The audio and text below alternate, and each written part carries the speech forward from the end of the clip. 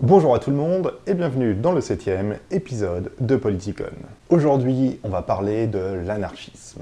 Historiquement, le terme d'anarchie a une connotation plutôt péjorative qui renvoie à l'idée de chaos et de désordre. Pourtant, comme on va le voir, le courant de philosophie politique qu'est l'anarchisme ne s'oppose pas à l'idée d'ordre. Si l'on se réfère à l'étymologie du mot anarchie, en grec ancien, on voit qu'il signifie absence de pouvoir. Ça serait donc un peu rapide de considérer que puisqu'il n'y a pas de pouvoir, il n'y a pas d'ordre. Tel est donc le grand défi de l'anarchisme, qui est de montrer qu'une société peut s'organiser de manière ordonnée, mais sans autorité et sans pouvoir. Né au XIXe siècle, l'anarchisme est un courant de pensée qui renvoie à des auteurs aussi divers que Proudhon, Bakounine, Kropotkin ou encore Max Stirner. Ces auteurs n'ont pas la même manière de penser ce qu'est l'anarchisme, mais tous les auteurs anarchistes ont pour point commun de refuser l'autorité et le pouvoir d'où qu'ils viennent. Tel est le sens de la célèbre formule « ni Dieu ni maître » qui synthétise bien le refus de toute autorité religieuse ou politique. Dans ce 7e épisode de Politicon, on va s'intéresser à 3 auteurs anarchistes que l'on pourrait dire sociaux pour les distinguer d'anarchistes individualistes comme Stirner. Les anarchistes libertaires et sociaux peuvent être caractérisés comme étant des penseurs anti-autoritaires, anticapitalistes et promouvant l'idée d'égalité et de solidarité. Petite précision au niveau des termes. Dans le monde anglo-saxon, on traduit libertaire, qui en français est synonyme d'anarchiste, par le mot libertarian. Et pour ne pas confondre les anarchistes anticapitalistes avec les libertariens pro-capitalistes que l'on a vu dans le 3e épisode de Politicon, les anglo-saxons utilisent le terme de libertarian socialism, que l'on peut traduire en français par socialisme libertaire et qui devient pour le coup synonyme d'anarchisme. Vous suivez ? On va donc parler aujourd'hui de Pierre-Joseph Proudhon, de Michel Bakounine et de Pierre Kropotkin.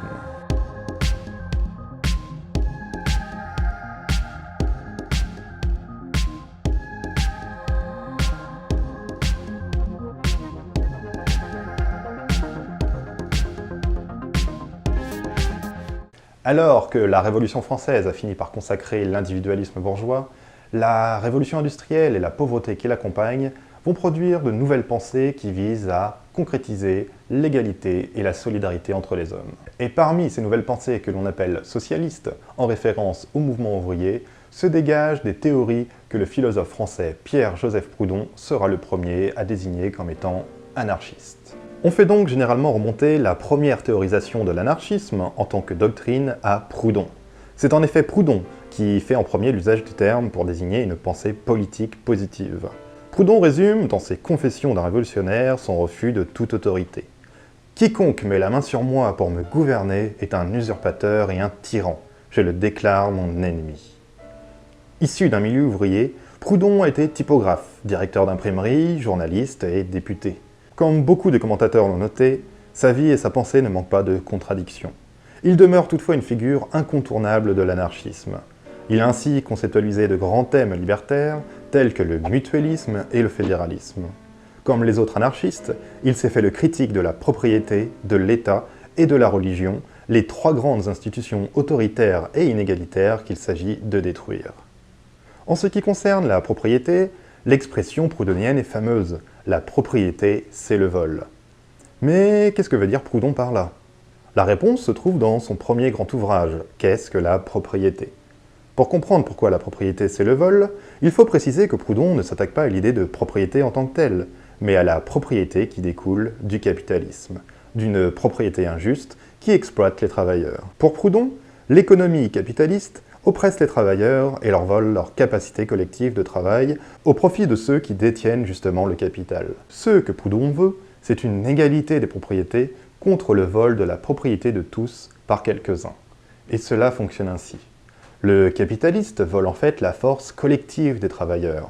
Il a payé certes autant de journées de travail qu'il y a de travailleurs, mais il n'a pas payé le résultat qui résulte justement de l'effort collectif.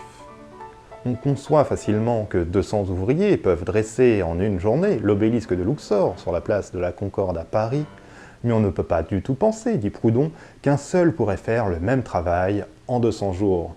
Il y a bien la nécessité d'une force collective.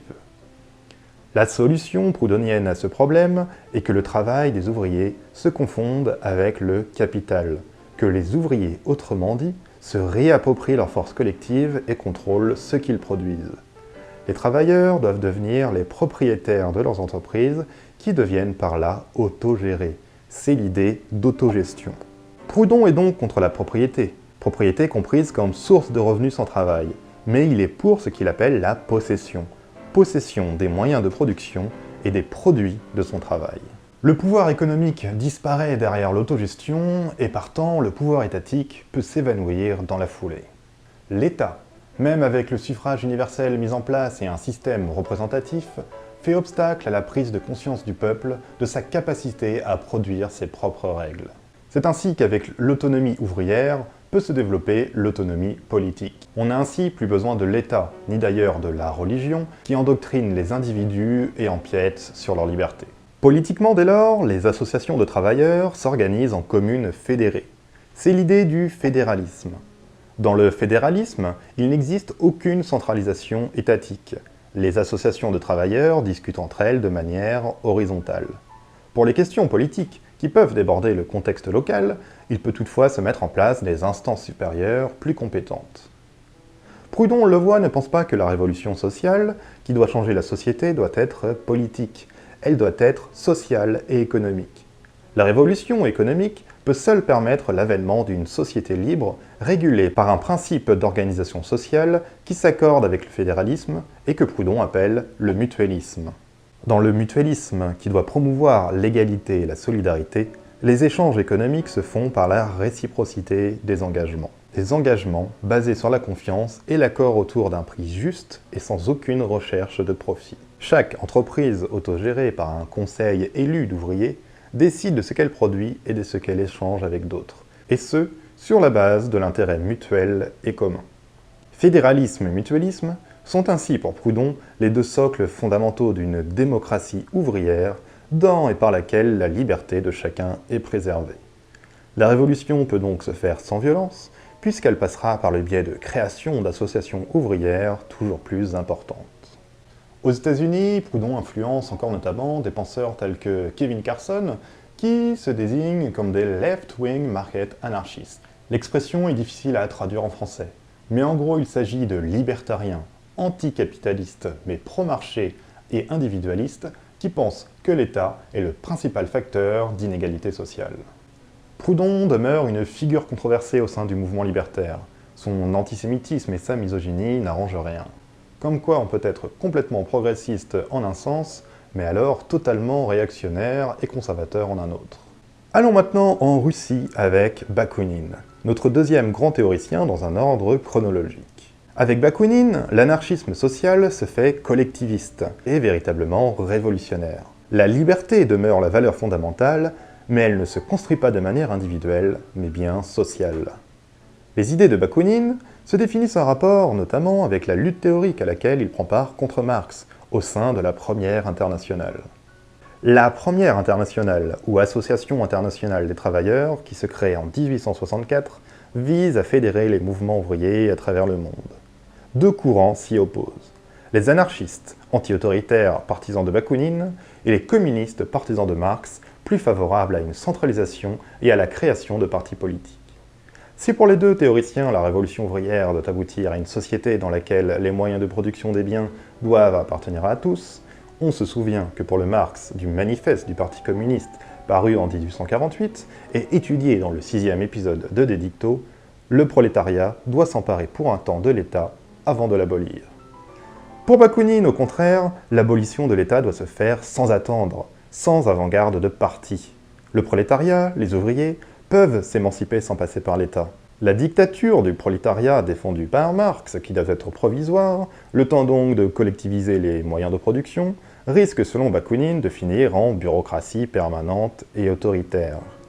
On a presque envie de dire que Bakounine ici se fait visionnaire. La liberté, dit Bakounine, ne peut être conquise que par la liberté. L'émancipation ne peut être véritable lorsqu'on utilise les outils de la classe exploiteuse. Pour Bakounine, comme pour les autres anarchistes, il faut abolir le capital, l'État et la religion. Les trois institutions que l'anarchisme considère comme les plus injustes et les plus coercitives. Pour Bakounine, la pensée contractualiste pour laquelle la société et l'État découlent d'un contrat passé entre les individus ne produit que des illusions. Le système représentatif est l'aboutissement de l'évolution de l'État vers une forme d'autoritarisme hypocrite, dans laquelle la classe bourgeoise ne gouverne qu'en fonction de ses propres intérêts. La religion n'a alors pour seul but que de maintenir les classes populaires dans la superstition et l'ignorance. État et religion fonctionnent ainsi de concert pour asseoir la domination de la classe bourgeoise. Au niveau économique, Bakounine défend une forme d'organisation dite collectiviste, qui peut se résumer par la formule « à chacun selon son travail », et pour laquelle chaque individu doit être rétribué en fonction du travail qu'il a effectué, notamment par de l'argent qu'il peut encore cumuler. Les associations de travailleurs doivent se faire librement, et les échanges doivent échapper à toute centralisation. Comme on l'a vu, tous les moyens de production sont mis à disposition de tous. Toutefois, les produits de travail ainsi que leur rétribution demeurent la propriété de chacun pris individuellement. Dans un ordre toujours chronologique, le troisième théoricien que l'on va étudier est Kropotkin. Fils de militaire et de propriétaire terrien, Kropotkin ne poursuit pas la voie attendue par sa famille et devient scientifique. Et il s'engage très vite dans le militantisme anarchiste. Avec Kropotkin, on passe du collectivisme au communisme anti-autoritaire et anti-marxiste qui peut se résumer par la formule suivante: de chacun selon ses capacités à chacun selon ses besoins. L'égalité se réalise ainsi car l'accumulation de monnaie, d'argent, comme rétribution du travail réalisé est abolie. Le salariat doit donc disparaître. Chaque individu travaille comme il le peut et reçoit tout ce qui est nécessaire à sa subsistance. La consommation des biens est donc régulée en fonction du besoin des communautés et des individus. La détermination des besoins se fait donc de manière collective et solidaire. Le communisme de Kropotkin est total pour ainsi dire. La propriété des biens de consommation doit être collective, au même titre que les moyens de production de ces biens. Pour résumer ce que l'on a vu depuis le début, pour Proudhon, il y avait propriété collective au niveau de l'entreprise et propriété privée pour le reste. Pour Bakounine, on avait une propriété collective au niveau de tous les moyens de production et propriété privée de la rétribution du travail. Et pour Kropotkin, donc, la rétribution du travail de chacun appartient à tous dans une perspective de solidarité collective. Mais tous, bien sûr, doivent travailler selon leurs capacités. La distribution des biens de consommation doit s'organiser ainsi. Prise au tas pour ce qui se trouve en abondance, rationnement pour ce qui est rare. On trouve cette citation dans l'ouvrage « La conquête du pain », paru en 1892. Elle signifie que pour ce qui est des besoins courants facilement reproductibles, chaque individu se serve selon ses besoins, mais que pour ce qui est des produits que l'on pourrait dire plus luxueux, il soit organisé un rationnement. Pour illustrer sa thèse, Kropotkin prend l'exemple des communautés de paysans. Le problème est que cette prise au tas paraît difficilement transposable à la société de masse industrielle. Soutien de Kropotkin, le militant anarchiste Enrico Malatesta jugera cette prise au tas un peu trop utopiste et optimiste. On peut expliquer la position de Kropotkin par la justification scientifique qu'il tente d'apporter à l'anarchisme. La particularité de Kropotkin est en effet de naturaliser en quelque sorte l'anarchisme et la solidarité entre les êtres humains. Le besoin de chacun est donc le critère principal de justice dans la société anarcho-communiste. Et c'est un critère qui correspond, selon Kropotkin, à la nature humaine. L'entraide entre les êtres humains serait ainsi un facteur d'évolution, comme l'indique le titre de l'un de ses ouvrages. Kropotkin s'oppose ici au darwinisme social, qui utilise la théorie de l'évolution de Darwin, mais en la subvertissant. Pour le darwinisme social, c'est la compétition entre les hommes qui entraîne le progrès humain.